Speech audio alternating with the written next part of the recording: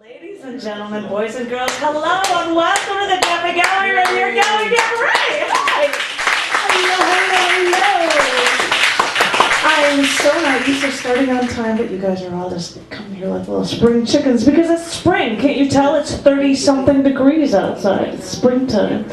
Oh my gosh, this weather is actually good. Oh yeah, we happened to see that as we stopped somewhere and we saw the weather. It is actually warmer in Fairbanks, Alaska than it is here. Good times, isn't it? The first thing I wanted to do was actually start with a song. I don't even think I need the words because you're awesome. Because you're awesome. I don't know why I thought I'd do this for our phenomenal feature this evening with Jenene Ravesloot. Give it for Jenene. Yeah.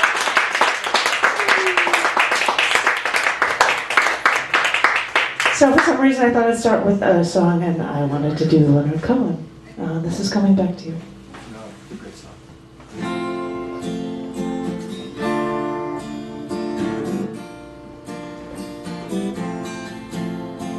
Maybe I'm still hurting, I can't turn the other cheek, 'cause you know that I still love you. It's just that I can't speak. I look for you in everyone, and they called me on that too. I lived alone, but I was only coming back to you.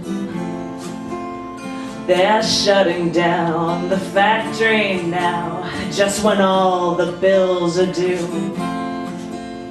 And the fields, they're under lock and key, though the rain and the sun come through. And then springtime starts and then it stops in the name of something new. And all the senses rise against this coming back to you. And they're handing down my sentence now, and I know what I must do. Another mile of silence while I'm coming back to you.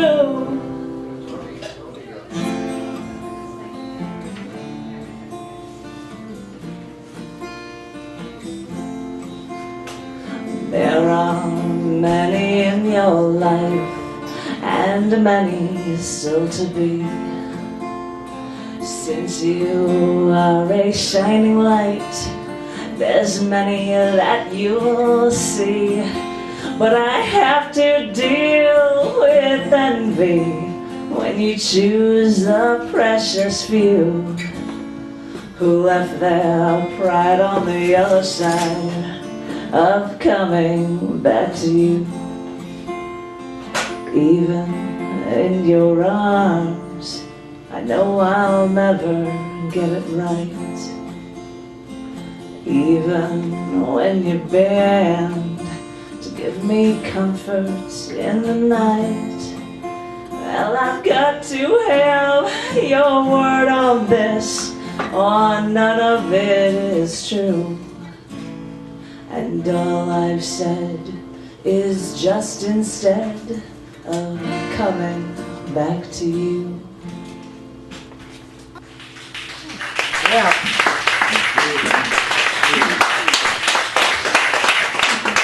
Thank you, John.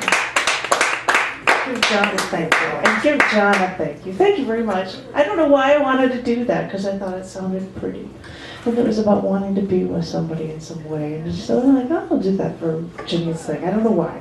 But that wasn't actually the reason why I was thinking of Jenene for this open mic for the start, because I actually decided to write something in some sort of style reflective of Jenene. Uh-oh. Uh-oh. Yeah, exactly. That's what it should be. It should be a big old uh-oh. But it's awesome, and you're triple plus cool, which is why I had to do it. This is a piece that I wrote. Let's see if this will work if I pop this up. And John, does it work? No, it's not coming up this way, so I can't see it this way. This is what I love about this thing. No, I've got nothing. There we go. I'll have to hold it. This is a piece that has just disappeared. Lovely. This is a piece that I wrote specifically for Jenene. I have to open this up again because it just closed everything, and now I have to reopen everything and rotate it because it stinks because it's Windows. And then people are looking at me and I'm staring at my screen and blah, blah, blah. But this is called... Lovely. It's a strange type. Yeah, no kidding. Well, Bang, bang. yeah, bang, bang. This is the third time now that this thing has disappeared and I have to reopen it, John. I love your machine.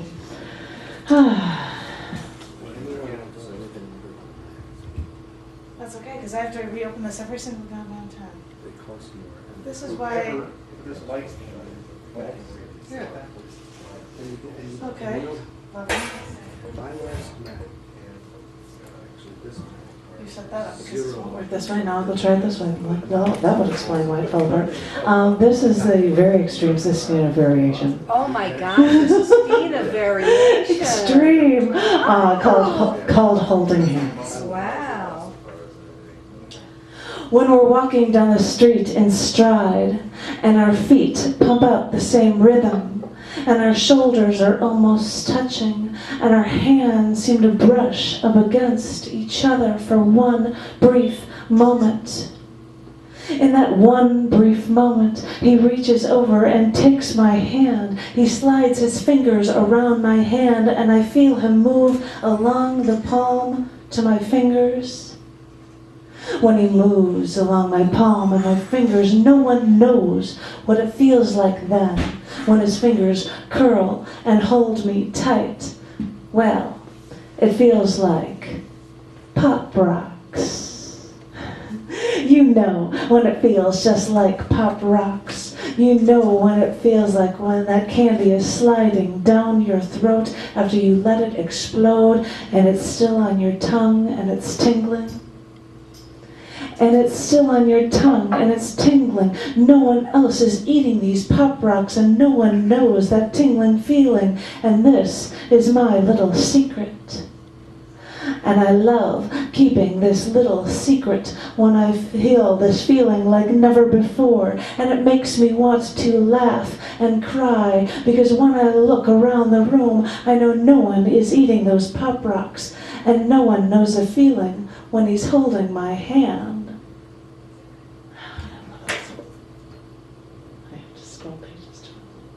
I apologize. And no one knows this feeling when he's holding my hand. No one knows the feeling when he's holding my hand. It's like candy and cupids and hearts and sunshine and all those generic symbols of love that never explain it just right. When those words never explain that feeling just right, it's catching your breath, falling from an airplane, it's climbing a mountain, it's standing on a glacier, it's following dolphins, it's swimming with sharks, it's turning your head and seeing those fingers interlocked with yours as you're walking in stride. Because when those fingers are interlocked, you want to hold on for your life. You now have something you've never felt, all just by holding his hand. Wow. Yeah.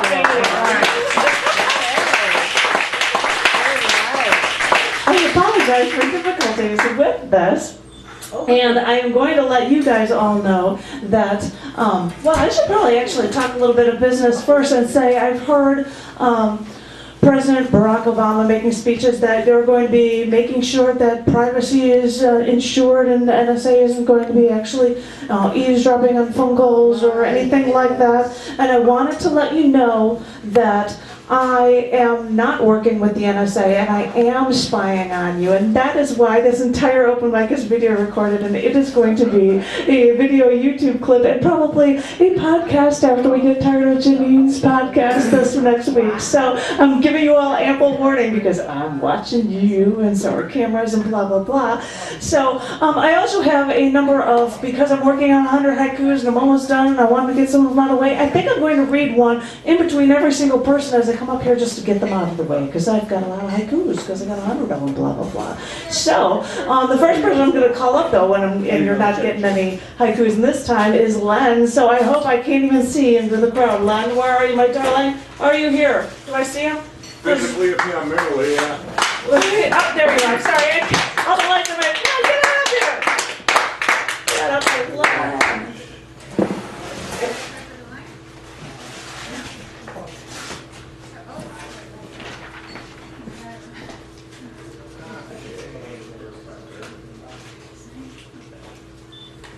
You've just seen a reason why I like paper better than computers. Yes. No offense, but I always have paper, and I'm like, well, he's giving me This is our the first same attempt at solution integrating technology into the thing. and it's not, it's failing miserably, so. integration has failed in Chicago again. Okay. Called closing speeds. In 20 seconds, that red sports car heading east to your west will be almost a mile distant. At the end of what's left of this minute, you'll meet an imperfect stranger. One of you nodding at the wheel, the other grateful for the day. It doesn't matter who is who, you'll soon be one. Parental words on fairness, lies to you, were never meant to cover this.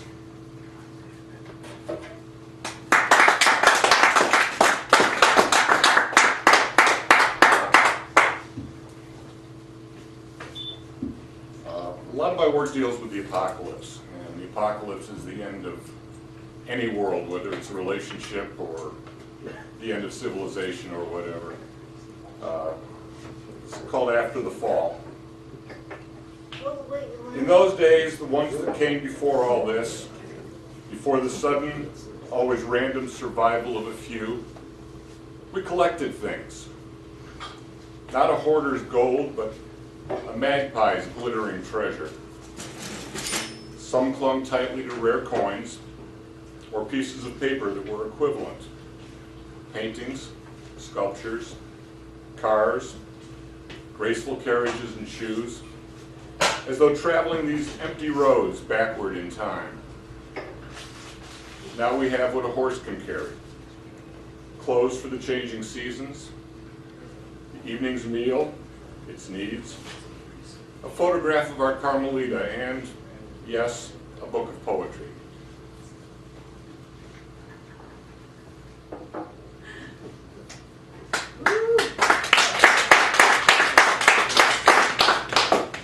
I wasn't sure if you were waiting for me or I was waiting for you. We thought you were scrolling on the screen. Yeah. There you go. I'm drowning. And there is being, to move beyond half-life. To breathe then, if you will. The lungs must be filled with the headiness of the act, or mornings have a bitter taste. And I grow silent, again, as I approach the truth.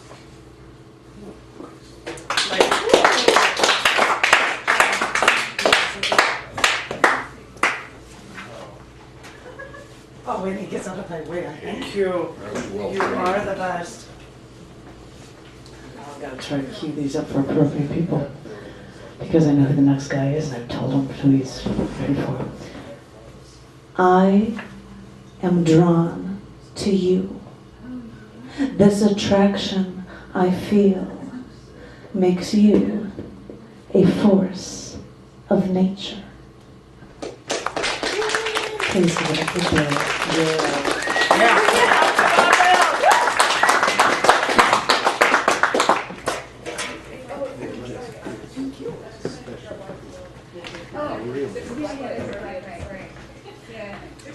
I'm going to read 3 poems from my chapbook, Incompetent Translations and Inept Haiku. This is called Epithalamium. They talk, but they don't really talk, she says.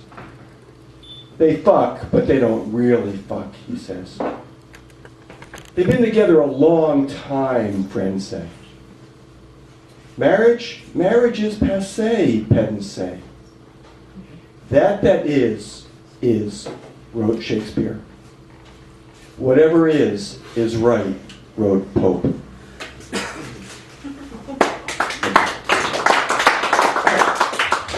This one is called Fate.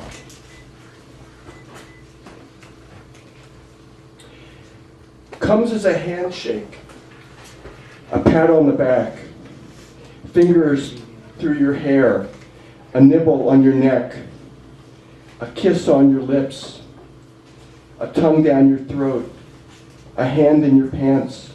In other words, an offer you choose not to refuse. Well, decline the proffered hand. Turn from the puckered kiss. Refuse the cosmic fondle. It's a noir life? That's what you've been taught? Listen, doesn't have to be. You don't need to return every single serve that comes like a bullet across your net. And this last one is called Just Foundering. And it takes off on a line from Moby Dick, which is, I really can't see. The savage Seahawks sail by with sheathed beaks. The savage Seahawks sail by with sheathed beaks. Sheathed beaks? Ridiculous. But I love the iambic ring of Herman Melville's prose. The line with its 3 long E sounds and 6 S's explains why Ishmael in the sea was not eaten by the birds. And the sharks? Melville has that covered too. The unharming sharks, and the short A in unharming and sharks, they glided by as if with padlocks on their mouths. Why? Because Melville needs Ishmael to survive. So Queequeg's coffin pops up out of the vortex, and for almost one whole day and night, Ishmael clings to it until he is rescued by the orphan boat. Otherwise, who would tell this first-person tale? Who would write this book? Literature, you see, without plausible justification, without a narrative anchor, is just foundering. Thank you.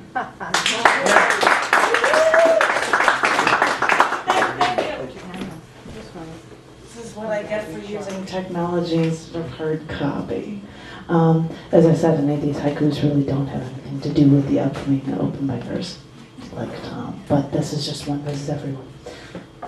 Everyone sobs as disease ravages you, while you just laugh it off. Ladies and gentlemen, please give it up for Mr. Tom Roby.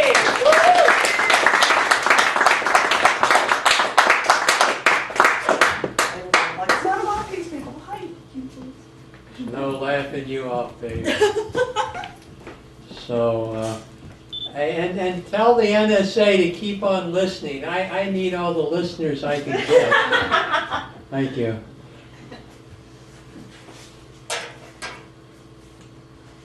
So I just opened up to a page here of poems in pressure points.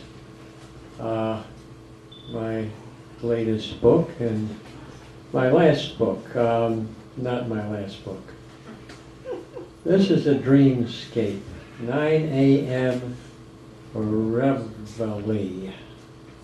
And actually it's a reverie as well as a reveille. With my morning espresso, I sit at Starbucks corner table for 5. Arrange my coat, books, papers. It appears as if I am alone, but I'm not. In the next chair, my mom and first dad are fully clothed except where she straddles him. I wish I were having as good a time. Next to them, my poster nude girlfriend covets their position, but I'm afraid to expose my underwear. In the other two chairs, my Uncle Charlie and his daughter look out the snowed windows. He would be happier if only she would play Claire de Lune with more moonlight, or at least go to the dog races with somebody of her own breed. I should leave, but I dread my first frost breath. Dreamscape.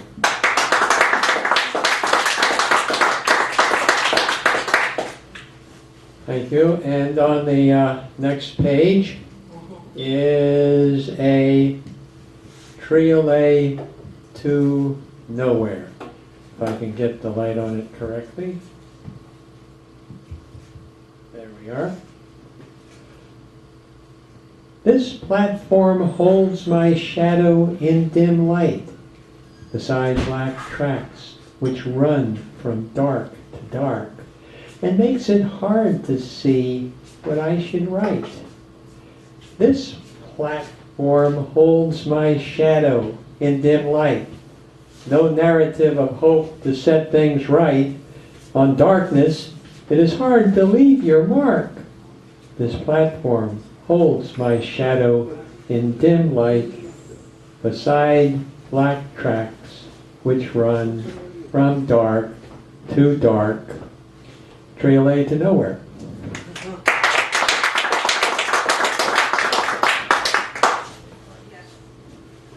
And finally, here's a little piece on educational reform. True story. Registration is light at the college. The English faculty has vanished into the night. No one left to judge writing skills based on entrance exams and essays. Not much business in humanities. Janet and I volunteer. A few passable essays, mostly grim reaping for remedial classes. Next day, Harry, the departmental chair of English, he's all bent out of shape, complaining we failed to use the consultant's new improved writing evaluator. We say it makes no difference, that any alley cat can sniff out bad writing. We debate Harry until I make the challenge. He gets to pick anyone in English to grade the same essays with us. If there is a difference, we will learn the innovative technique, cover evening shifts for the rest of registration. The results are the same. Harry apologizes. I was afraid the program wasn't working the way it's supposed to. Anyway, we have to meet this mandate, so please don't freelance again. Thank you. That's our education system. Joy to our education system. I'm not even going to say anything about that, but well, I always have to have number 4, our resident asshole, P. Newman from Newark. So, oh no, I've got to. It's a rule. Oh yeah, I've got to take this back because it's always an asshole. Yeah, exactly. So now, what am I going to do for a haiku? This is energy. Tension burns my skin. Dark energy destroys us, rips us like a bomb. Please, give it up for Charlie Newman.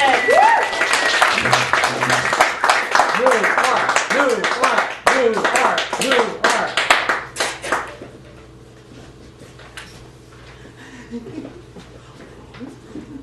Thank you.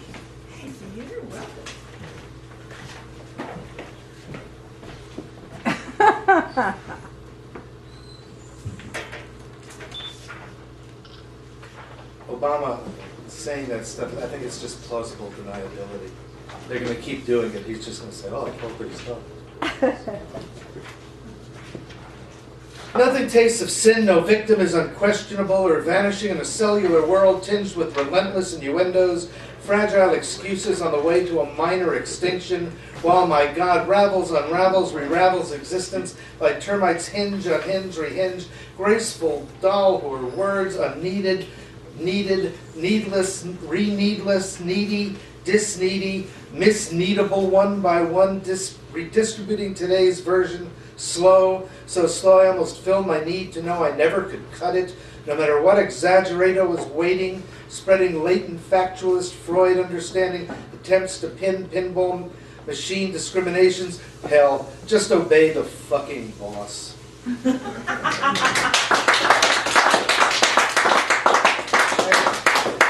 I think that's about how much I used to enjoy working. Or something. Pass unnoticed through the rainbow that kills the day and arrests rattle night characters, movement, growth, murder in advance of enumerated New York Times cover articles and People magazine, and special coverage on ABC, CBS, CNN, Fox, MSNBC, NBC, painfully church solemn and scholar grave, feeding the flock old grubby history, while unavoidable void where America sings democracy, while delivering romance, regrets, refuse, reminiscence, rifles, relapses, replacedness. I shoot laundry, which is, I know, a woman's hobby, before the big thaw. Zen fear fades, repeats, fades. As you know, the worst of my blind sanity, etc., relegates people without sleep, drowning in the midday sun, dead as a dream. I pity the fool who can't afford to orgy without debt.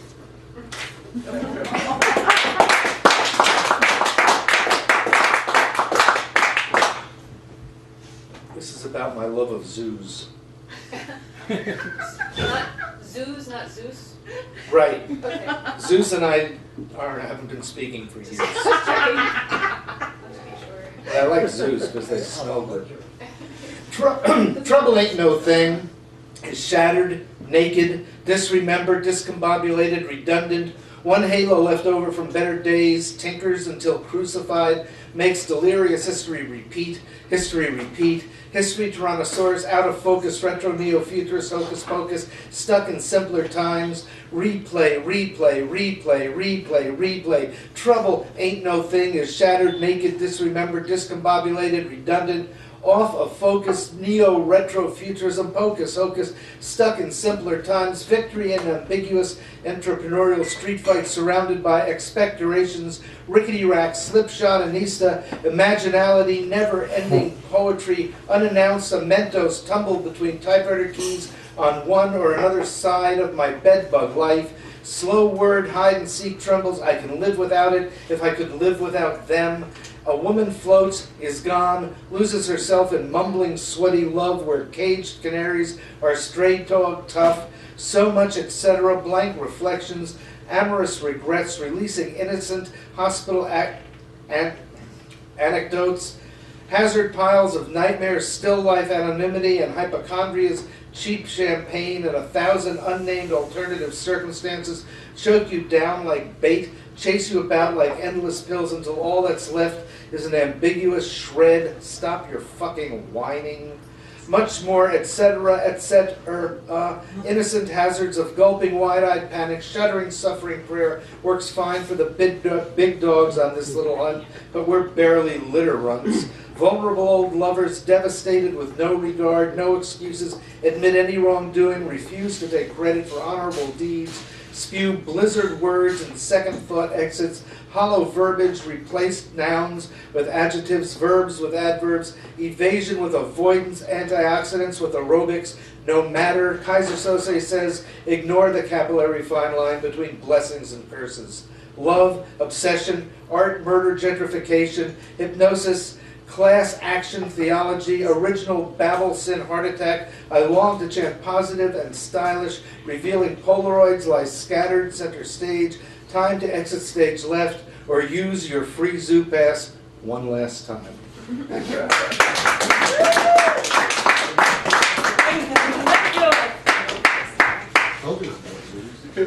love zoos. Zeus is in the last line. Actually, this is actually kind of fun, just trying to like guess a haiku to read before the person comes up here, because Joffrey is nuts, but this is you. Face scarred like war paint, I stick you into my eyes before I cut you. Nothing to do with Joffrey. Please, no, get up, get up, get up!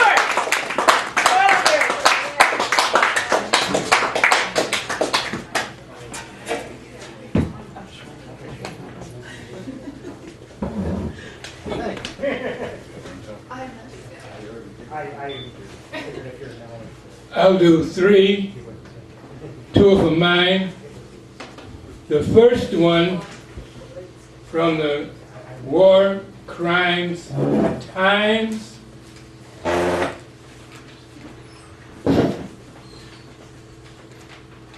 It's by Siegfried Sassoon, dated 1918, which is probably the year he died. This will show you how and why.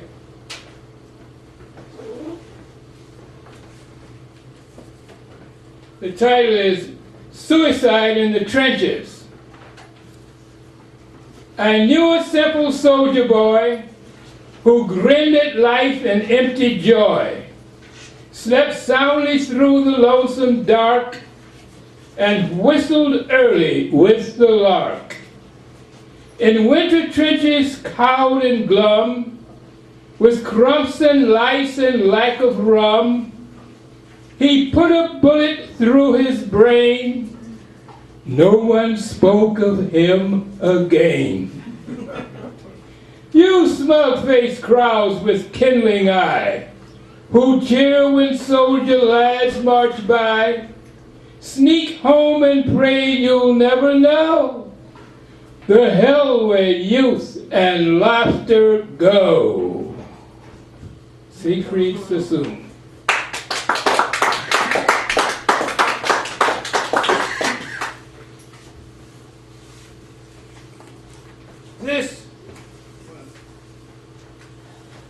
This is the one you have. The poem you're looking for is on the back, upside down, and up and on your left. That's the top left.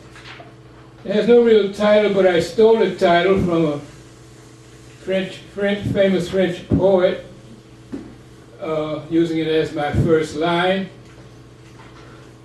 Flowers of evil in Rothschild red bloom in the desert, fertilized with blood of Palestinians.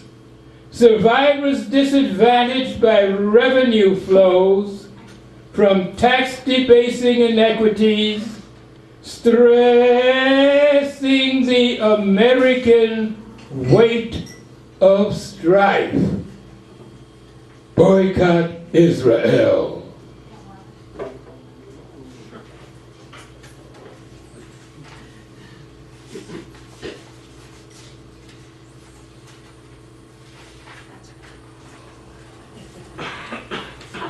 And this one I wrote before the new guy in TF announced the changes of policy after speaking to Obama. But it's true for the time it's written.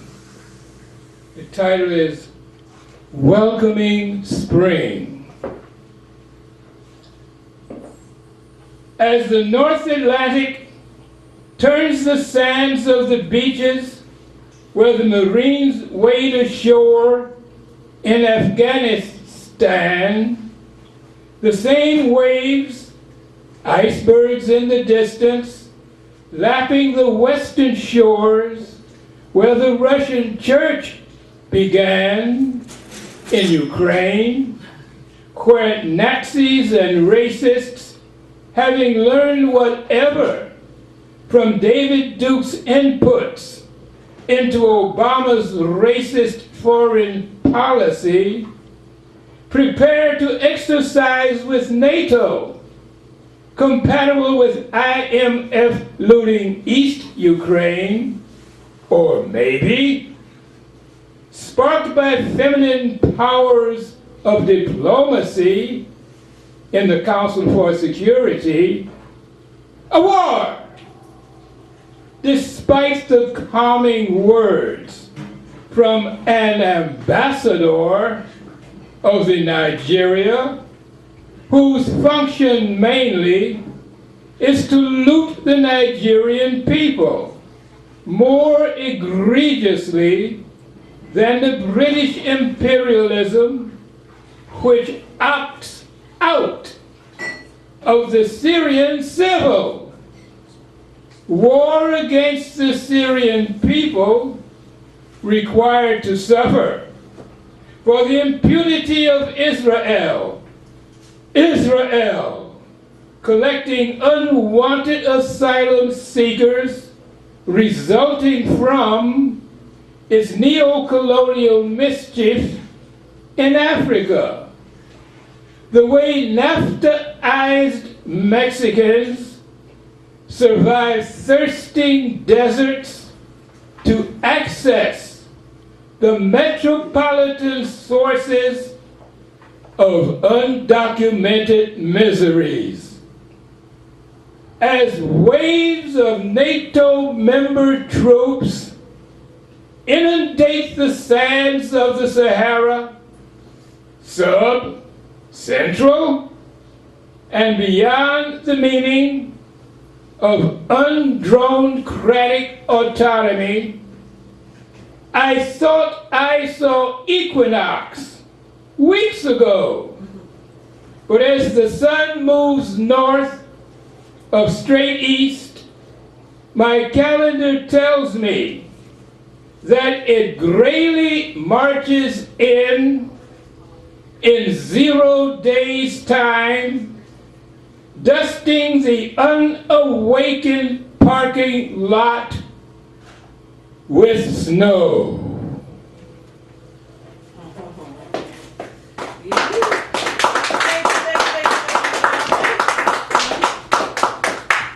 Thank you. And I'm just like, this is that thing about technology, blah, blah, blah.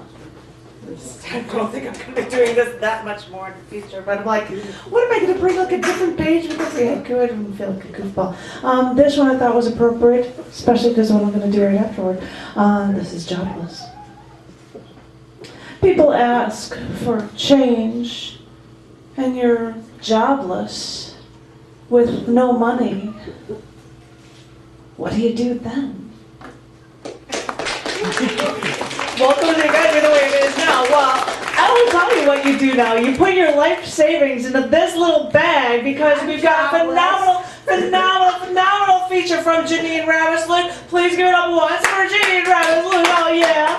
This is the trolling for money time. You know it's true. You know it's so true. But in the meantime now, and Annabelle Echo is going to come up here and give us some ratings. So give it up for Annabelle Echo.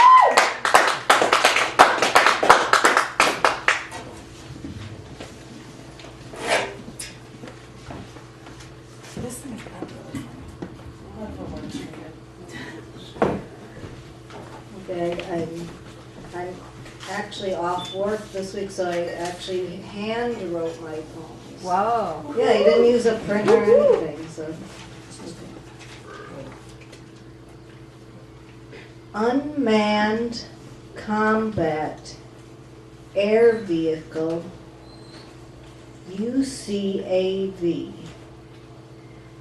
Tomorrow is Terror Tuesday. White House Costco kill list playing cards. This week's winner, Anwar al-Awlaki.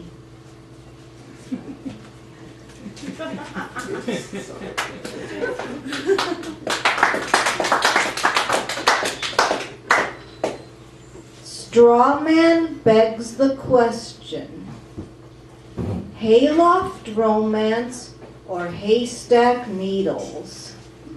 I'm in love with a scarecrow.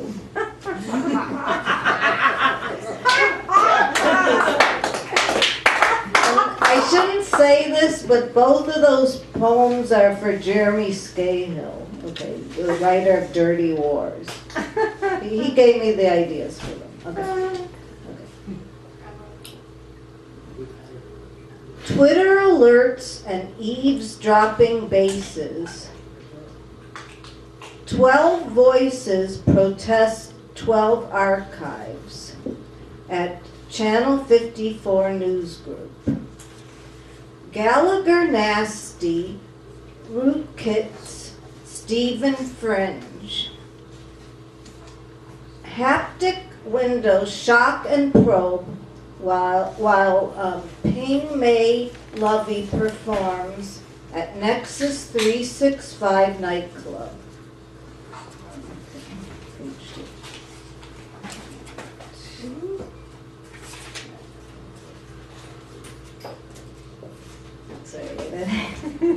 I'm not used to these things. Okay.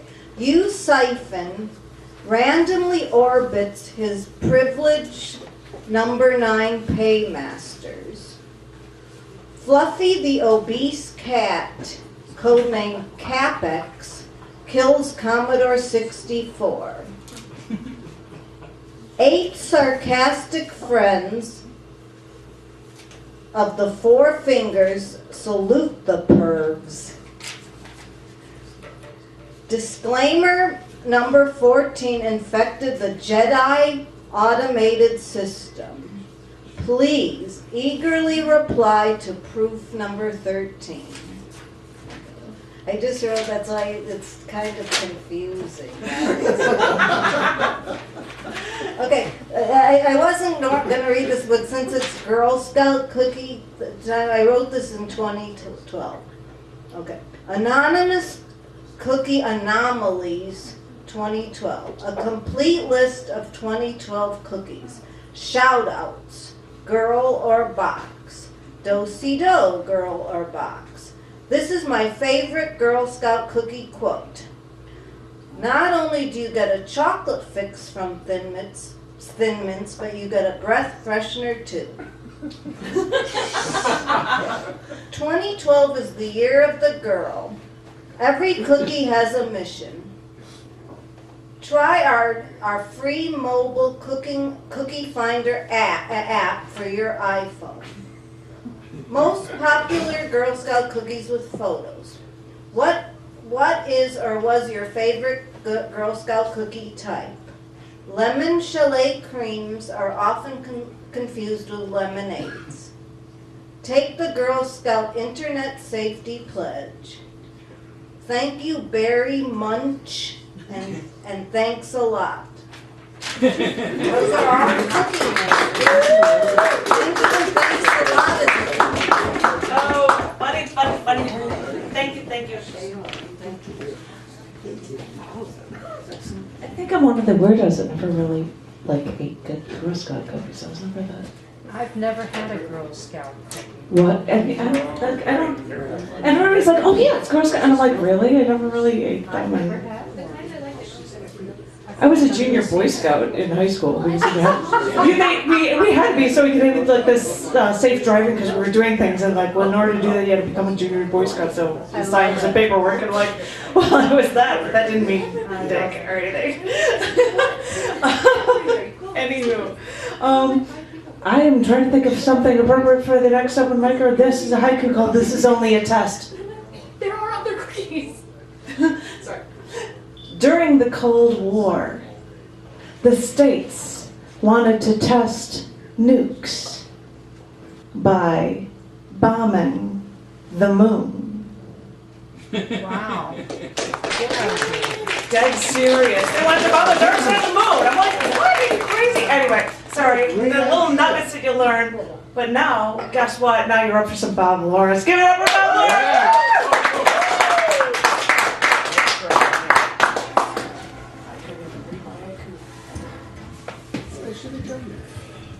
Oops, there we go. Yeah, this is a little spirity that's going to be published in Janet's series on religion. In June! In June. In June, no less. A philosopher's reaction after seeing Schindler's List for the first time. Yes, the blood seeping into the snow from the man shot in the head, the screaming children pulled from hysterical parents, the naked women herded into the disinfection room, powerful gut-wrenching images. But one image stuck with me like a disease that won't go away. The towering chimney at Auschwitz, its incessant fire glowing against the black night sky. Not evil to the nth degree, but absolute evil, which raises a question that merges ethics and metaphysics. If there is an absolute evil, must there be an absolute good? The absolute good, you say, is God. Is this the same God you call upon to heal your surgically repaired knee, to mend your relationship-torn heart, to lead you to a fulfilling career, console your friends and relatives? My thoughts and prayers are with you. But who did not rain fire and brimstone on the SS, or do anything else to stop the Auschwitz fires? If it is, I pose for you a philosophical question. How could absolute good have such warped priorities? Is your absolute good the same God whose deeds are chronicled in the Bible? The same God who drowned all on earth except one man's family? The same God who killed the Egyptian firstborn? The same God who said, I will make my arrows drunk with blood, and my sword shall devour flesh? The same God who orchestrated the massacres of the Amalekites, the Aradites, the Midianites? The same God who killed 14,700 Jews who complained about his slayings? The same God who punished David by wasting away his baby son? The same God who sent 2 bears to tear apart 42 small boys who dared call the prophet Elisha Baldy? The same God of these and numerous other killings, resulting, according to a recent examination of the text, in almost 25 million people dead. As a rational person, how can you possibly see this God as absolute good? But you say that's the Old Testament God. The New Testament God is a God of love. Listen. Woe to you, Chorazin. Woe to you, Bethsaida. It will be more tolerable for Tyre and Sidon in the judgment than for you. And you, Capernaum, will not be exalted to heaven, will you? You will be brought down to Hades. Depart from me, you who are cursed, into the eternal fire, prepared for the devil and his angels. Simplistic either-or judgment, with the or folk, perhaps billions of them, tortured for eternity. A rational observer does not see a convincing makeover. The new boss sounds a lot like the old boss.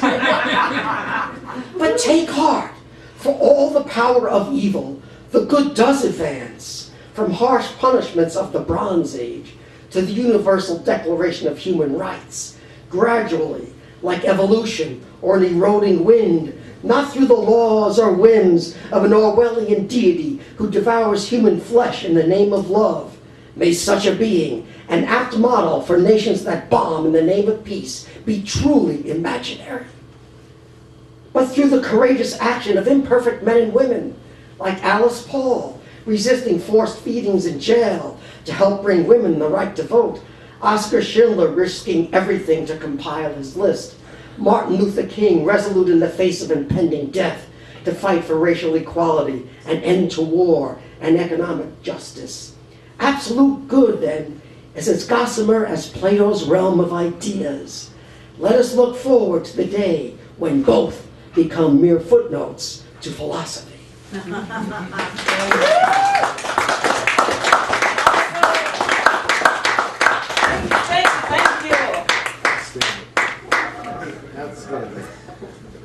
So, you see, apparently there is a Microsoft app or add-on or something that wasn't installed magically into this thing that I was entirely unaware of, which then for some reason stopped the feature of, oh, you can open up something, close your monitor, and it can then become a tablet. But it doesn't understand how to do that right now because It's Microsoft, I When guess. Microsoft improved the performance of Windows 8 by going to Windows 8.1, it broke the computer. It broke it. It's so awesome.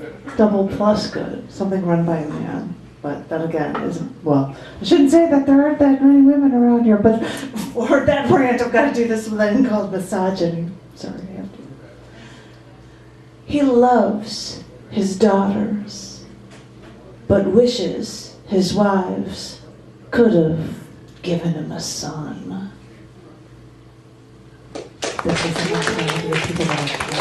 really, really frightening. And the thing is, we've got another phenomenal woman come over here. She doesn't come up ever, and I'm so thrilled that she's going to be here. So I want you to scream like freaking idiots for Catherine. Come on over, my darling. Woo!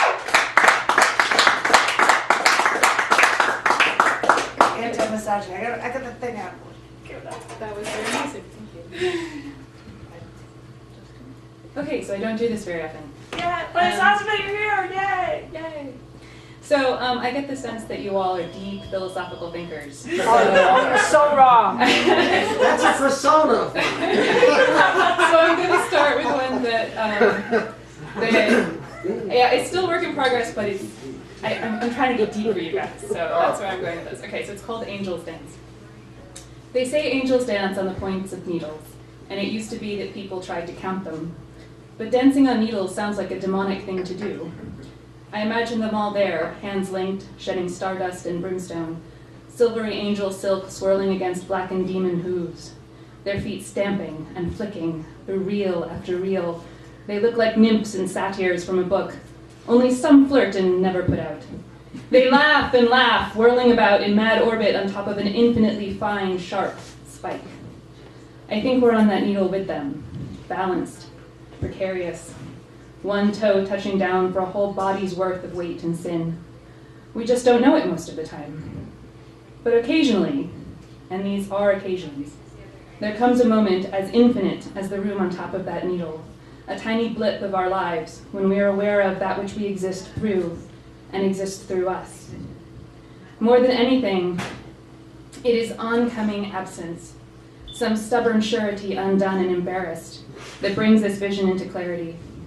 When you can see where the presence was and where the loss will begin, the helpless, weightless, porous arrow of you comes into perfect focus for one endless hanging moment. To look down and see the needle beneath your feet is to feel connected to all the moments of your life, and yet utterly without support. There are no strings, no bridges. I'm sorry, hold on one second. I'm having technological problems now too. See? Yeah, to look down and see the needle beneath your feet is to feel connected to all the moments of your life, and yet utterly without support. There are no strings, no bridges, no friends or wishes or escapes. Any hands held must be met exactly halfway. The dance catches you. There is no music, though perhaps some melodic memory, threaded through the air, rushing past as you move, too fast to see, and too slow to stop.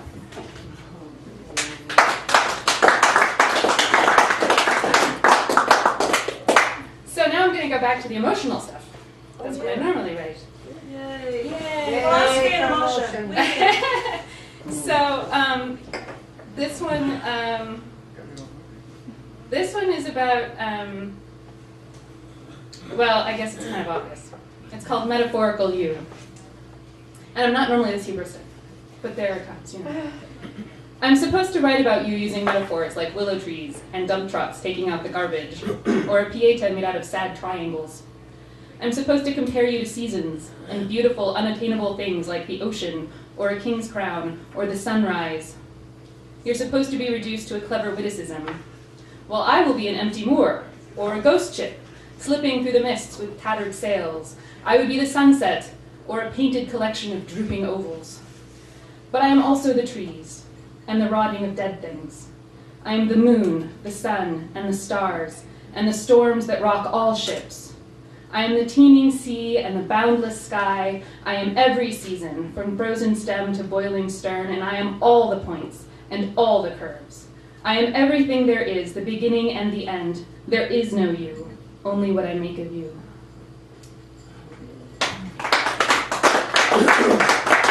And one more, this one's short. It's called Miasma, and it's about a feeling of being angry, I guess.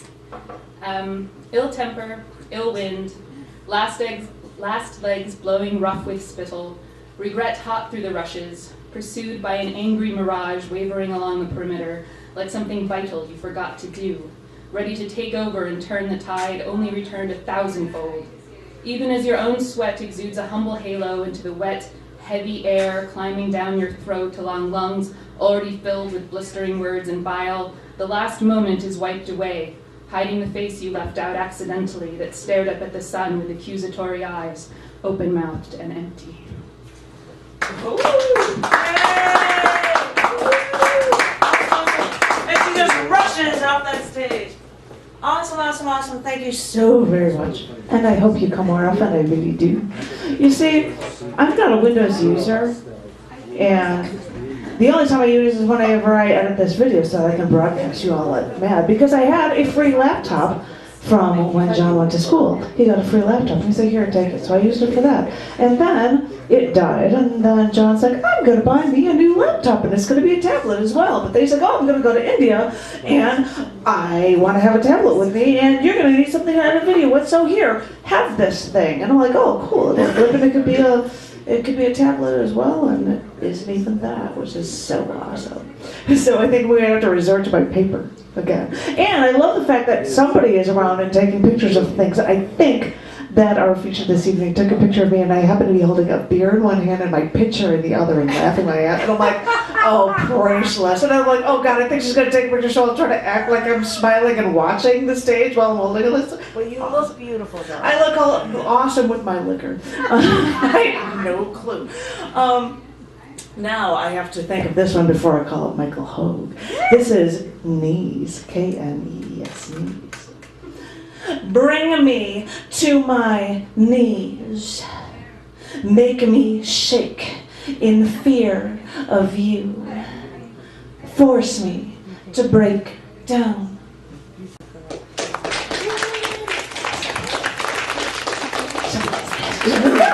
Plus has a place let us know and get over Michael Hoag. They're not going to necessarily know this. Nice poem, Janet. Knees. That was great. Knees. That's my haikus. Part my hair. I'm not an onion and have to decide where or where to part my hair. I don't hive, I can't mull, I'm not a serviceberry and never port. I part, need a parting pattern. Do I drill a strict part or float a roll? Should I part like other people's part or pick my own parting gear? A bristle, a hackle, a bore, apart poles and poles apart. I've looked apart and seen other people's problems with parting. I've tangled and knotted, matted and tussled. I've gone partless and parted parallel. I've tried double and triple with water and soot, parting to meet and parting to match, parting apart and part on part.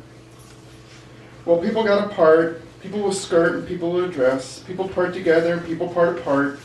That one parts in a square and this one parts to fit. Some part to problem, others part to fix. Each one parting apart to tell part from part.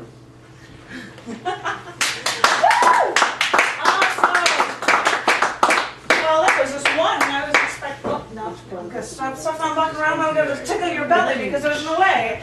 Why? As far as I know, we've got 2 more open micers, which I think is perfect because I've got 2 more haikus. This first one is very non-Ayn Randian of me to do. It isn't. And I thought about that when I was just like, you know, I'm just feeling really lazy, not wanting to take care of. This is ourselves. The government should protect ourselves from ourselves, so I'm free of blame. All right, yeah, we're different things. Ladies and gentlemen, please, yeah, especially when we need some help, let's like, give it up for Mr. Jerry Pendergast, yeah. See, I'm just wondering. What do you think? Thank you, bud. Down for the short guy. Hey. All right. Yeah, it was. We just had presidential elections in El Salvador. High hoeing month is winding down for my tribe. So we think of Irish bars, and one Irish bar that's a yuppie bar now is called O'Rourke's. It was actually kind of also a literary bar. There was an Irish literary wall of fame. And my favorite, with quotes, my favorite quote was from Brendan Behan underneath his portrait. Actually middle named my first child after him. I detest all in society except that which makes the roads safer to drive, the food cheaper, the beer stronger, old men and women warmer in the winter and happier in the summer. I also saw with my wife in the early 80s, Confessions of an Irish Rebel, where Brendan Behan was portrayed by Shay Duffin. And one of the songs from it goes a little bit like this. I figured we should get a little more religion in there to please Bob. Say a prayer for the Anglican clergy, his philosophy and his faith. For the stone of his tabernacle were the balls of King Henry VIII.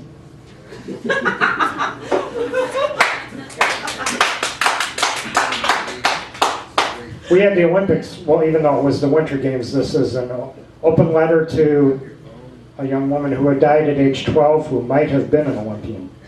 Open letter to Sadako Sasaki. August that you were 2, a large chunk of metal with a tail called Little Boy hit your city, tossed you out of your home 3 days before Fat Man hit Nagasaki. But you lived to run, the fastest in your school when you were 10. You lived to feel your blood turn pale, legs turn purple. Fold paper cranes before your last meal with your family and friends by your hospital bed. The October you were 12, and I was 7 months. Your statue holds a metal crane with raised arms, standing on stone structure, taller than an Olympic podium, hollow in the middle, in Hiroshima Peace Park, dedicated in 1958. In Seattle Peace Park, dedicated Hiroshima Day, 1990, you hold a crane with left arm and leg forward, as if you were taking a stride. A chain of smaller cranes, multicolored, like Olympic rings, draped over your upper body. If I were a sculptor, a medal from a track meet would also drape your neck that a lump grew on at age 11. That was part 1.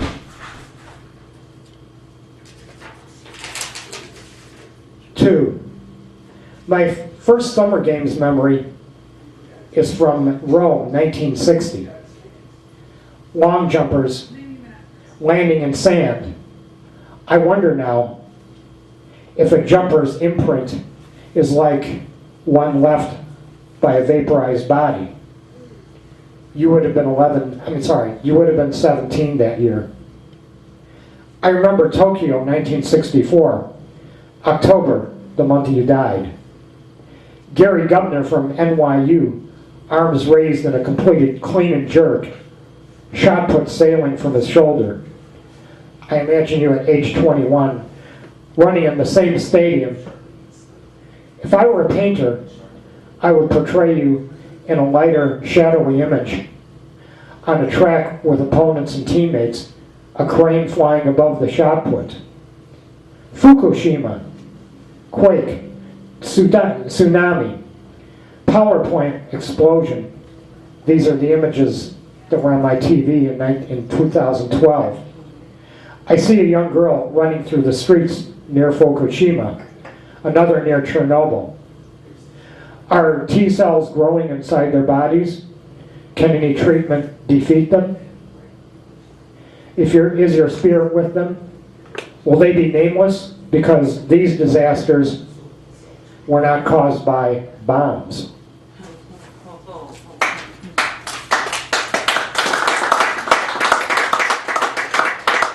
As I said, recently there was a presidential election in El Salvador. And I was thinking about it on March 24th, which is also the anniversary of the assassination of Monsignor Romero in 1980. Make sure that the mic is working for you. It's been months, but Test, okay. sounds good. A gunshot, a body, the blood of our elected Archbishop of Christ, falling over the altar, planned by a tennis player who ran for president 2 years later, of a country called the Savior. Blood of a people choking rivers, drying on dirt, concrete, skulls with hollow eye sockets on the ground, disappeared bodies and unmarked graves, body parts in trays. These are the narrations that I read in non-mainstream sources, heard from voices unsilenced, mouths unlocked. Threat, hold the line. Terrorists, I heard from the mainstream. Part 2. Monsignor Romero, you said, if they kill me, I will rise again in the Salvadoran people. Each year we sang, and we will raise them up at commemorative masses as fellow Americans. Children born the month you were killed, chanting the word for extending the word to the poor, have lived a year longer than the physical life of Christ. Many of them voted this month in a close election. The tennis players' party burned tires, demanded the army intervene. But the army respected the voice of the people. Will my government?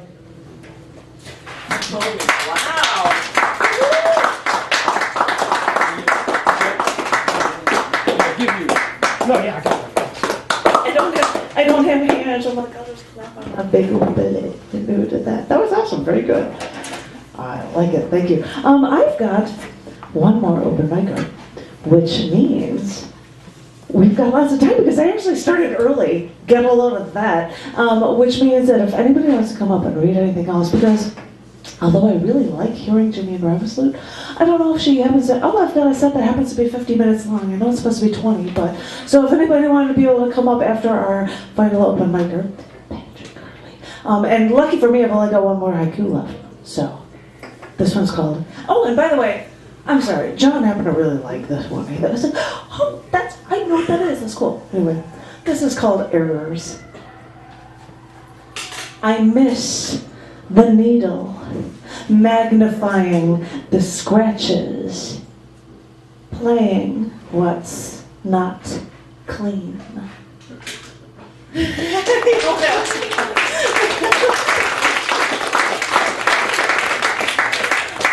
Ladies and gentlemen, give a screaming round of applause for our next one. Make it up for Patrick Hurley!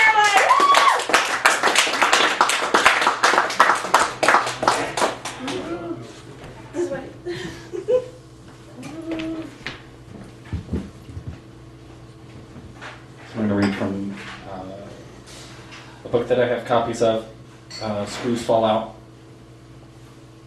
These poems I give you, words, expressions, emotions, feelings. They are free and can be dismissed, but they will exist nonetheless. Take them, leave them, they are yours. In the cold.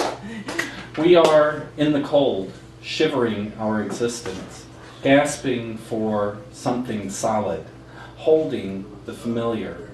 Our bones ache with time.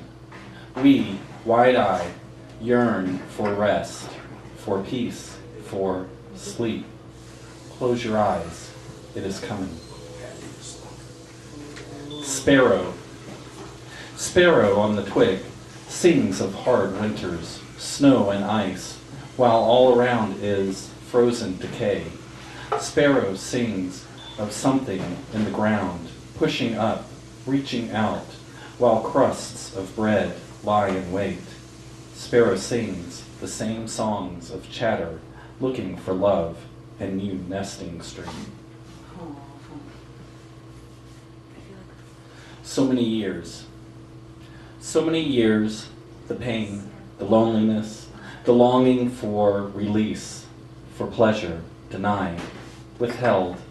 Here, now, it waits, damned by lack of love.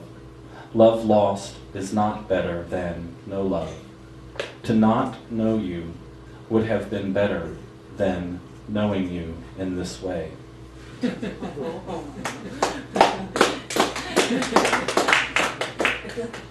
I'll do one more that will be in my next book.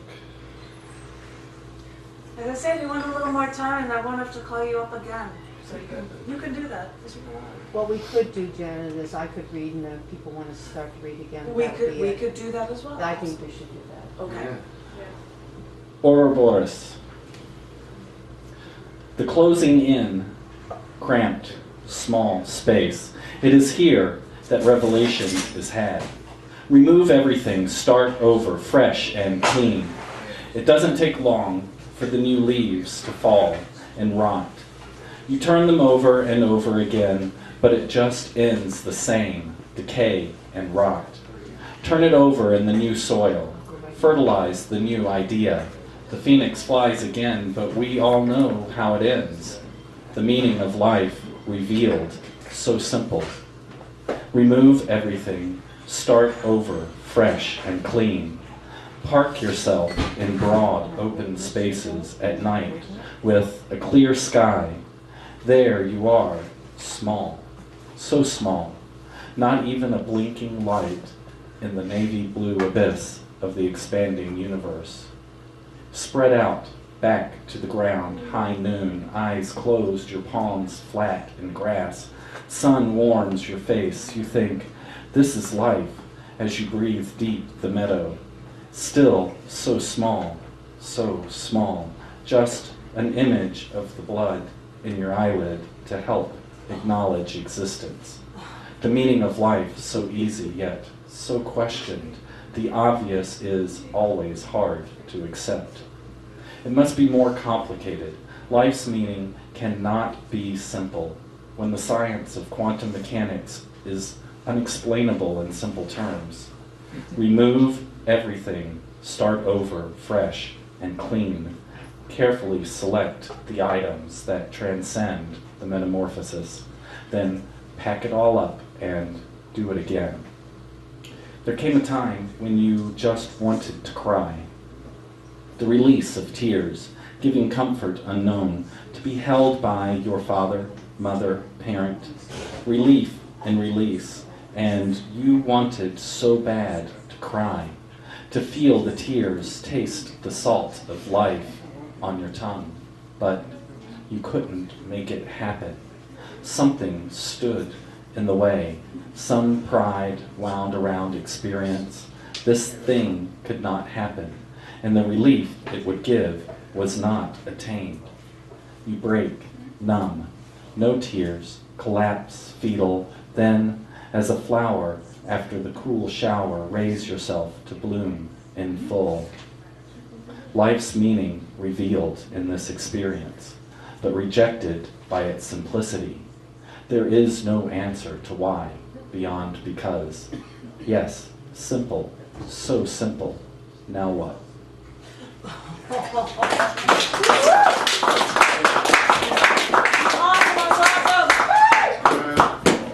bang on a chair, I'm so thrilled. Sorry.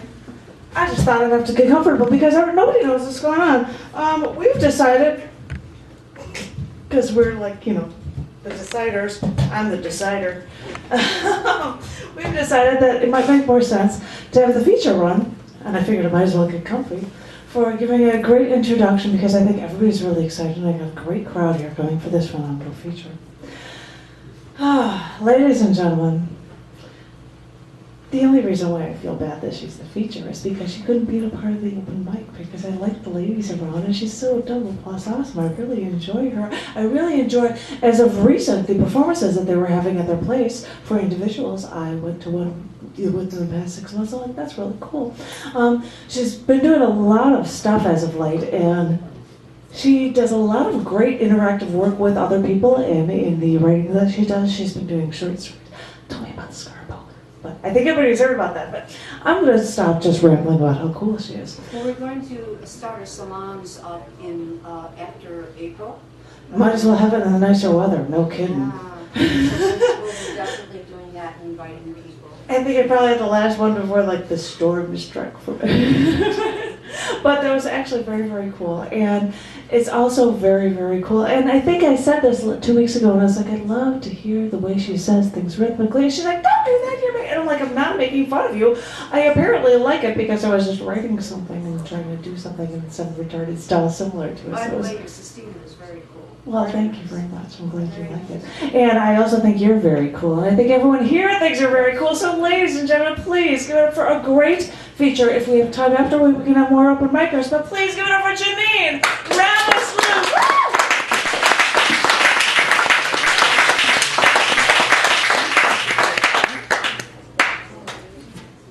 Thank you, everybody, for coming. This is really a delight. We're getting ready for a heavy-duty April, as I'm sure everyone else is. So it's a real pleasure to have an opportunity to read now. Yay! Yeah. So,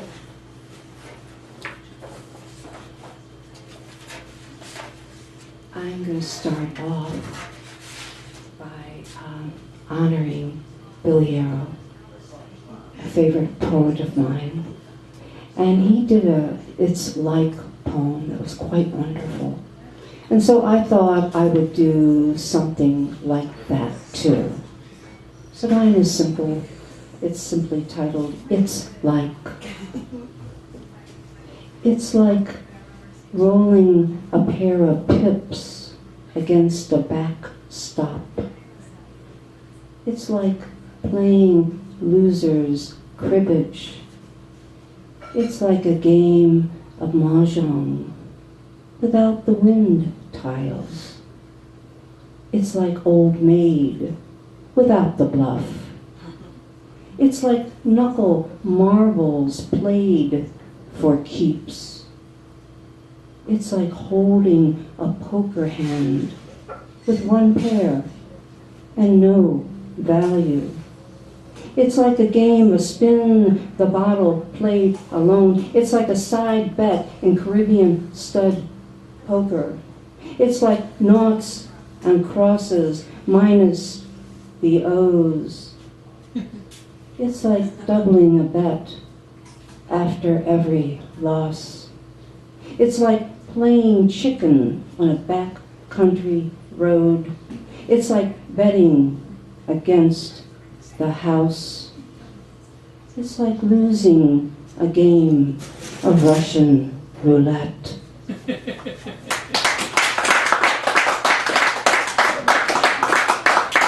So, talking about philosophical poems and sonnets and form and playing with form.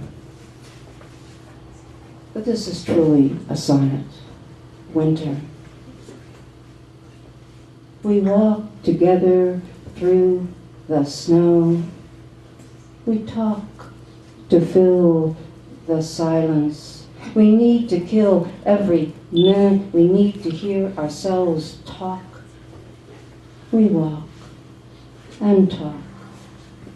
We've learned how to shut out the emptiness. Do we talk and talk to one another to hear ourselves as we walk? Why are we so threatened by silence? Can silence truly harm us? Can emptiness? Don't we know what eats at us? Yes, yes, we do. Emptiness eats at us, and that silence and the futility of discourse, all too human, the little things that are always impossible to undo. Still, we talk together. We walk and talk. We talk to kill the seconds. We talk to kill every minute we talk to kill each hour. We need to shut out silence, all silence. How easily silence threatens. We have learned to assert ourselves. We humans do have that power, and so we walk together through the snow. We both speak our mind, while fresh snow begins to fall on the footprints we have left behind. I had a lot of fun with that. This is called Alone. I recently published this in After Hours, and it has the stink of a sonnet, sorta, kinda, and the stink of a triolet, but not really. But it's called Alone.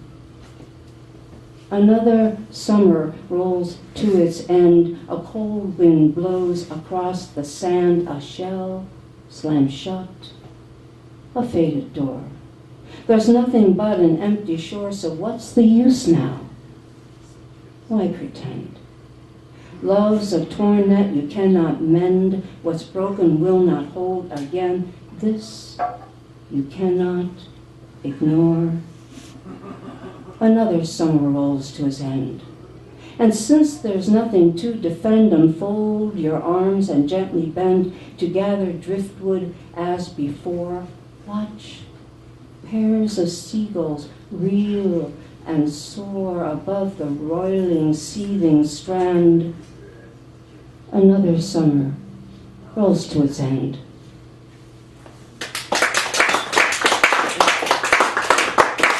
So I'm doing a new manuscript, and this manuscript is very noir, and I'm doing some crime blotters, and this is one that was recently in Connotation Press, which is a wonderful online journal. I'm very impressed with this press. It's called Crime Blotter Number 2 Greyhound Bus Station. Credit cards, cell phone, keys, laptop, even my driver's license. I'm surprised he didn't ask me to strip too while he was at it. And it happened so fast, the victim says. Yeah, sure, I'm thinking as I take it down. I've heard it all before, and I've seen some of it. Union station stick-ups, CTA platform muggies gone sour as day-old beer, robberies in restaurant johns, in bars, at ATM machines, on the Red Line, on the Clark Street bus. All of them small change acts, chicken shit takedowns. And this grateful Vic, whose eyes say, I've never felt more alive, when I finally look into them, just like the others, so familiar.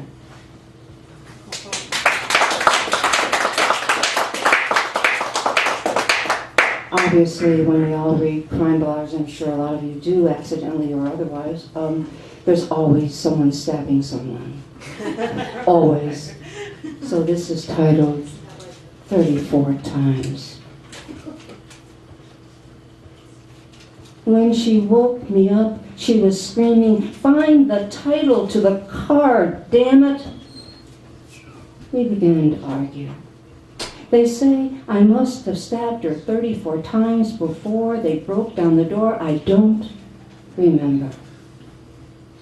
34 times?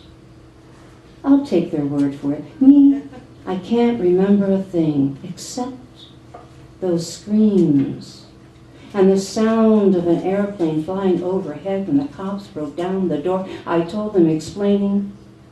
After her screams woke me up, we began to argue. I just wanted to shut her up before the cops broke down the door. Shut up, I said. She wouldn't listen. She never listened. Shut up, shut up, I said over and over. I do remember it. the sound of an airplane. The cops broke down the door. We had been arguing. I don't remember stabbing her 34 times. Find the title to the car. Damn it, she was screaming. I just wanted to shut her up 34 times. I don't remember.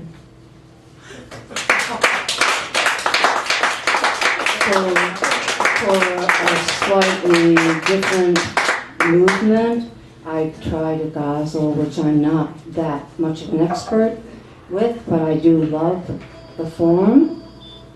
Winter ghazal variation. Stale words hang in the evening air. Hours of light are rare. Thoughts drift. The river mirrors on flying crows. Things come and go. Thoughts drift. Slow black smoke rises in a clearing. I comb your lovely hair. Thoughts drift. A locust tree is stripped. Light is gone. You say, I never cared. Thoughts drift. To think you said you would never leave. Gray snow begins to fall. Thoughts drift.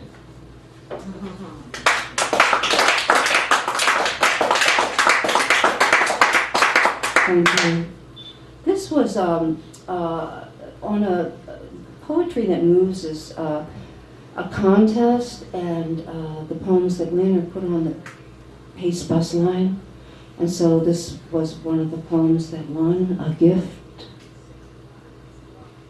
Pale leaves, ghost moths, ragged screen, bird's eye maple chiffonier in cold moonlight. Moonlight framed in the mirror, monstrous moon, rose-shaped fires where forest ends, wild roses on thin snow where field begins, wild dogs on hoarfrost at dawn. The bang, bang of a gun. One poem, your poem, the one you left for me on the kitchen table.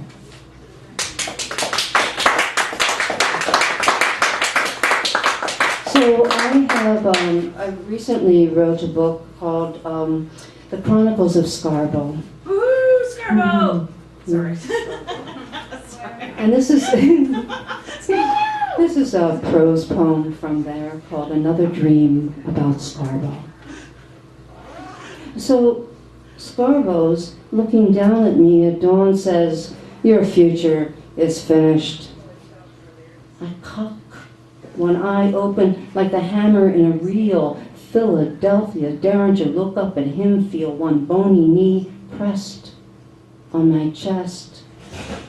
His words reverberate like gunshots in a shooting gallery, but I feel undeniably calm in spite of my imminent annihilation. Maybe there's another world waiting for me on the other side of out of sight. Lunch on the table. An easy wind blowing through an open window. White curtains. A single bird singing on a naked branch outside. Naked babe inside with pink ribbons in her long red hair. Patting. Whiter sheets on the unmade bed than me between splayed out legs. Some wise guy dedicating Dexter's Don't Explain to yours truly on the bedside radio at dusk. So this was written for my honey who's photographing me. Wow. Trapeze. A quiet moment. I live inside of it. Tick, tock. The bedroom clock on the bird's eye maple chiffonier ticks back, stops. A stuffed squirrel with one torn ear drops a nut. A half-moon's poor imitation of a moonwalk exits behind a cloud. Languid stars smile wanly from draped lacquer beds. They're smoking angel dust. Hands behind my head. I stare up at you, at us, suspended there, midair.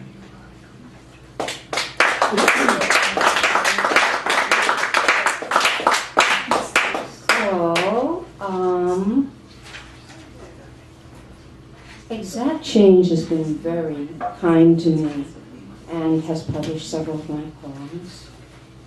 And I'm just going to do a quickie. Boil an egg. Boil an egg while you look into a smeared mirror. Throw some cold chili against a kitchen wall. Have a real meltdown at 3 in the morning. Let the next door neighbor with an erotic dog call the cops. You just don't care, because you are somewhere in between here and there, living all the little details you got so wrong.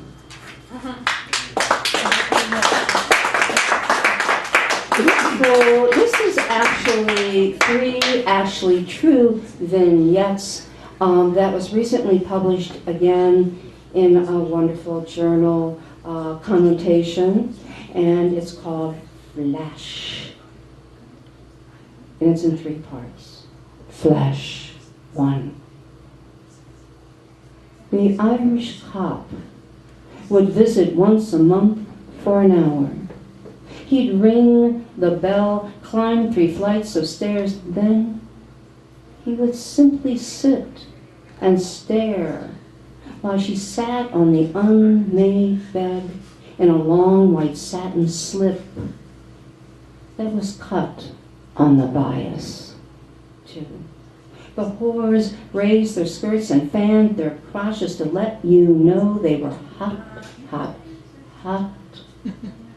Even young women riding old bikes were propositioned on Broadway at midnight. 3. She sat beside him. He wanted to show her some drawings of samurai warriors in various poses, some laughable, like the one who braced himself with one hand on the very page she was looking at, while her lover ran a languid finger down the small of her back.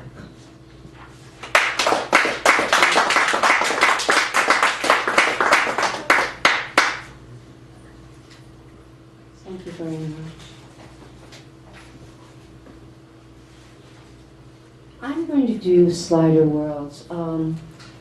Charlie and Bob, Lawrence and I, and Tom had, and a few other people actually, had a riff group going where we would, let's say Charlie would send out a poem and then we would respond to it, so forth and so on.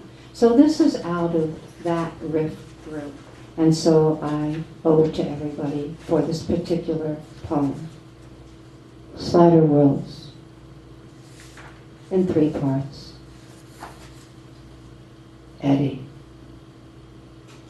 85% lean meat, White Castle sliders, 4 of them, and chili in a styrofoam cup nestled inside a greasy white bag, resting on a windowsill at 2 o'clock in the morning.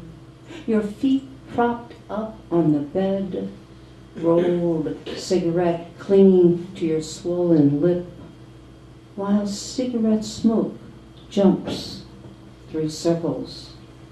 Not much has changed, wise guy. You're still listening to Frank Sinatra on the CD, still wondering how you got here, only this is now and that was then. No use doing an inventory when you don't intend to change a thing, and the brightest moon in 18 years is shining through the open window. Ralph decides he can make his own chili and 85% lean meat, White Castle sliders right at home. See, he says, all you do is form them into 2-inch square patties on wax paper, punch 5 or 6 holes in each patty, freeze them until you're ready to cook. I'm impressed. It's not every day I get to eat sliders right out of the pan, and he adds, hot dog buns cut in half work best. Ralph, always the smart one. 3, Billy. Lightning, thunder. It's not a great idea to be working on the computer during a rainstorm, but he has to get it down while he can. The memory of those all-night diners with their gleaming subway white tiles, like something out of a bad noir movie, the scent of cheap subway roses and dime store vases, the taste of real Cokes before the formula changed. The memory of his blacked out father eating sliders, chili running down the kitchen wall, the stench of a cigarette going out on the kitchen table.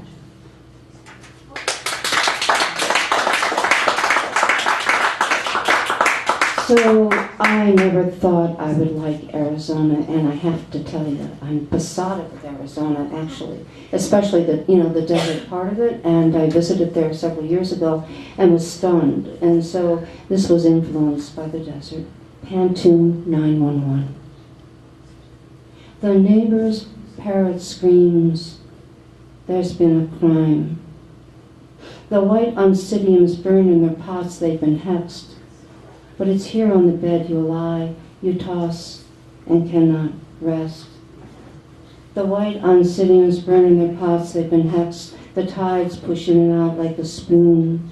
You toss and cannot rest. Begin to hum a childhood tune. The tides push in and out like a spoon. Seagulls circle evening's fading light. You begin to hum a childhood tune. Clouds cut the sky, a half moon takes flight.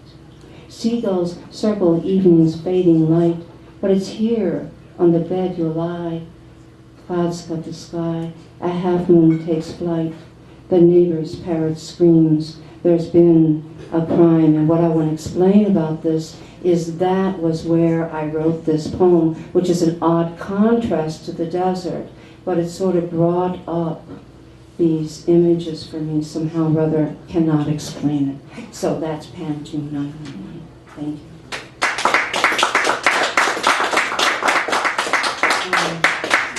Midnight in a Concave Mirror was picked up by Samsara magazine a few years back, and here it is. Midnight in a Concave Mirror. The assassin with a stolen Glock 17 semi-automatic will find you. His removable magazine in a plain brown envelope. They're waiting for you. But in the meantime, Dresden is hot in July, and Maria is calling your name on the landing. How about that? She gives you a thin blue letter from home. You read it. Read Rilke, Hölderlin. Listen to Siegfried's Rhine Journey. For dinner, cabbage, sausage, schnapps. Then someone's happy-go-lucky whistle on the street. On the stairs. Sudden rain.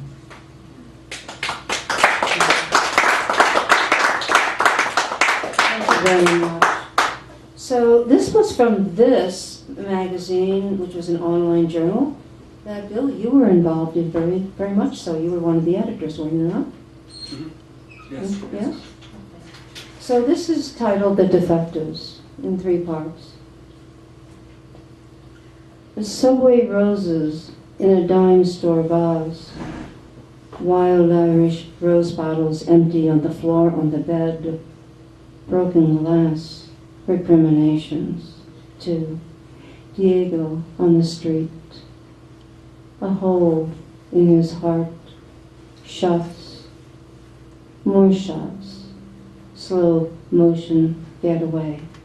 Whores and pimps move in unison like choreographed dancers dodge bullets while ice cubes drop one by one by one in some motel ice maker. 3.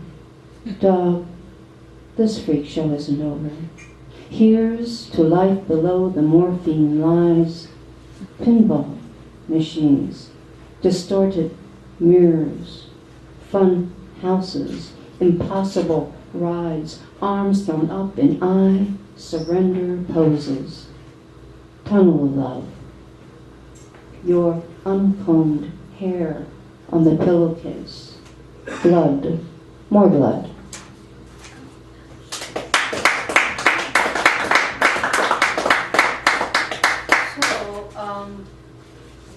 Many years ago, I worked in Old Town. I was a bartender there. I was also a waitress. It's a very trippy, it was once a very trippy place to work in the early 60s. And so I knew Pretty Mary. She was a waitress, a friend of mine. And so this is titled Me and Pretty Mary at the Bar. Me and Pretty Mary at the bar. Bobby flipping burgers in the back. Killing roaches with frozen steaks. Julie walking through the door. A blue tattooed butterfly fluttering on one white breast while Matt passes another reefer, puts a quarter in the jukebox, plays Lush Life. Then Jake rolls dice across green cloth. Snake eyes. No drinks all around.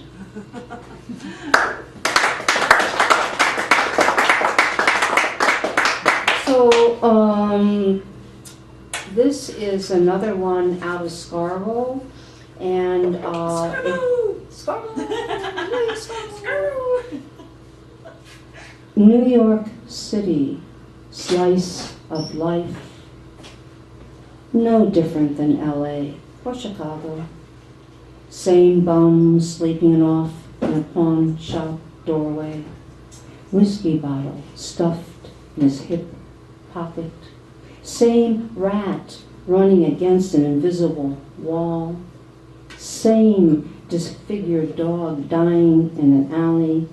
Same loveless girl riding a sidewalk in a pair of torn bell-bottom jeans. Yellow eyes dancing like 2 manic stars hanging over any avenue at midnight.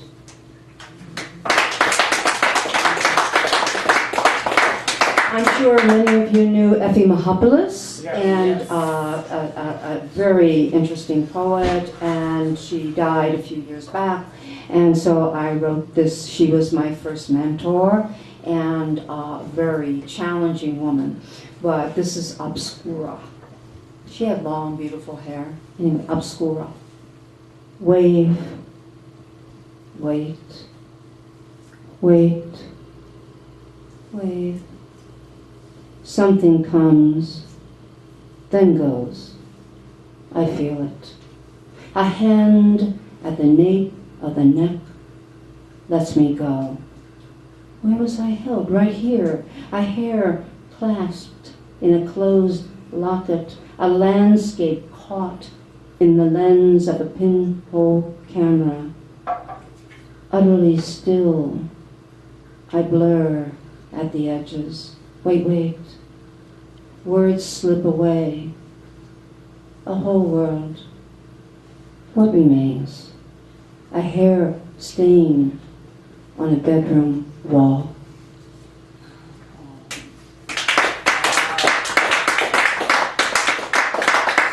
I have two more poems, and thank you very much for being so kind. This is Carnival Inventory. The flap of canvas cloth in the wind, slick sideshow carnies, the click of carnival guns, those little fake ducks that rolled by, fell back into darkness, disappeared, the Cupid dolls, teddy bears, I coveted, never won, that went to sailor boys in dress whites, their girlfriends done up in poodle skirts, bright blue eyeshadow, black mascara, went to middle-aged men with fat cigars clenched between their teeth when they pulled the trigger. I'm going to finish with Off to the George Diamond Steakhouse. My mother was always very ill when I was a child, so I spent a lot of time at the George Diamond Steakhouse. And that might sound like a privilege, but believe me, after a while, steak doesn't taste that good. Off to the George Diamond Steakhouse. Just the two of us, with mother sick in the hospital. Sometimes 3 times a week to dine on bowls of chilled lettuce wedges, the house's special pink salad dressing, char-broiled steaks cooked by the chef in the middle of the restaurant's dining room, a side of baked potatoes lathered with sour cream butter, heaped dinner rolls in a bread basket, Coke for me, a dry martini with a speared pearl onion for Dad while Walter King Pains stare at us. My Mary Jane shoes hover above the soiled red carpet. One last drink. His Manhattan, a red cherry for me, a walk down Wabash Avenue at 9 p.m. The long ride home on the L. Us, looking up at a few stars that remind me of the glowing eyes of those painted kids in black wood frames. Thank you so much.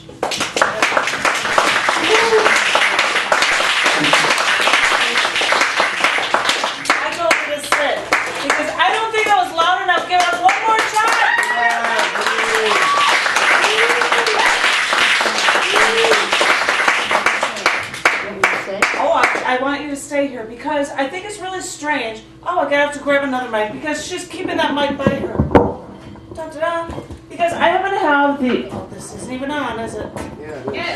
Is it on? Can you guys hear me? I happen to have the 2014 literary date book called. Oh, you're sitting there. You were sitting. Oh, you're. Well, you're allowed to stretch. Sorry. Don't forget it. Which is a collection of stuff from 2013, and I happen to notice this wasn't planned. That on the week of Jenene's feature has a poem from Jenene Ravesloot on the pages. Oh, spyglass. And I was wondering if you would like to read that. So I wonder, this is something that's in the Scars book, published in 2015. Totally freaky, it has no plan, but this is something that was in 2013.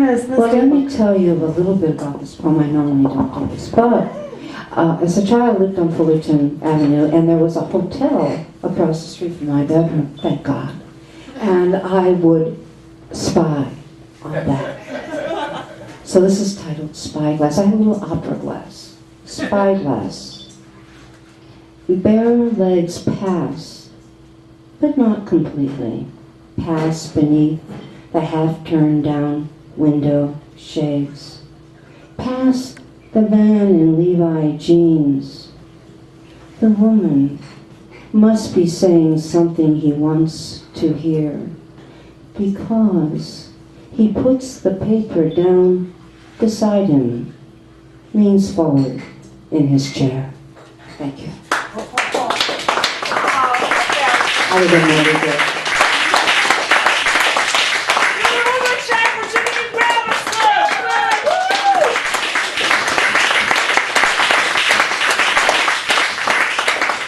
I have no idea how much time is left. Ew, we've got ourselves a few minutes, and I did make this offer to anybody else. Is there anybody else that wanted to come up for an open mic thing?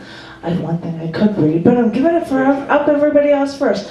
There was, I'm trying to see in crowds, I know that you didn't want to read, and I see somebody, and I think that's an awesome woman who, I can't even see who's there. I swear I cannot see in this light. And who was it that has something? I'll do it.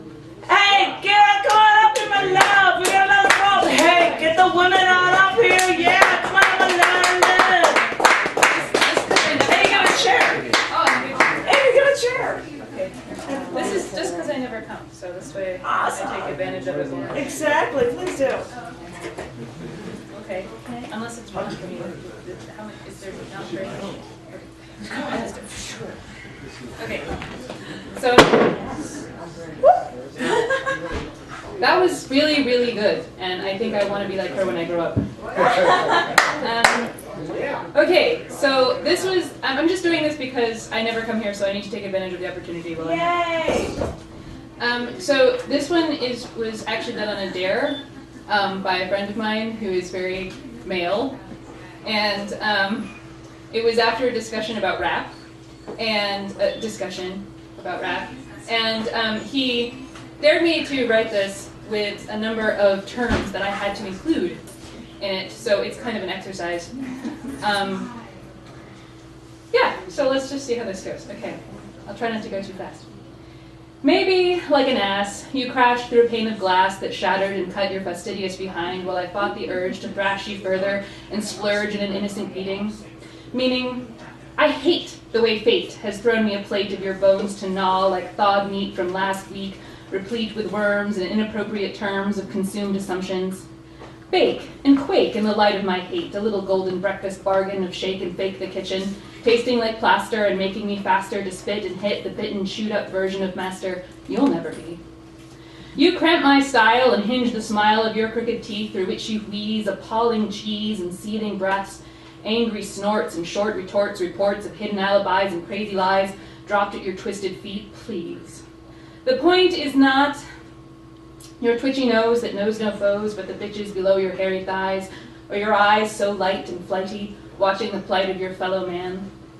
Below, somewhere else, at someone unawares who might just care about your scabby fare, enough to share and wear your insults out front, like some slut on the hunt, a tabby cunt, dull and blunt like the edge of this shunt that will surely find your mind inside that hide, that disgusting tide of flesh and fresh pride, that excuse for a man you use like a shield. But I lit the fuse, and this field is going to feel the real you, blood and matter thicker than water, making the grass look fatter with the mass of your insides, enough to coat, enough to float me downstream away from your steam and guile, the ugly, seamy mile of effluvial bile you excrete upon the concrete. Here, it's complete, you're undone, and I'm the one who's left you there alone with the last stone thrown, walked away with nothing left to say but moan and groan. Give it up. You're mine. My kind knows no failure, doesn't wail and flail, shows no tail and runs, but has fun at your expense. There's no sense in crying or trying to pry my fingers from the frying pan into the fire, the roaring pyre of your own ire, upon which you'll burn, burn, and earn the death you secretly desire. You're the wood and I'm the lighter. Burn brighter.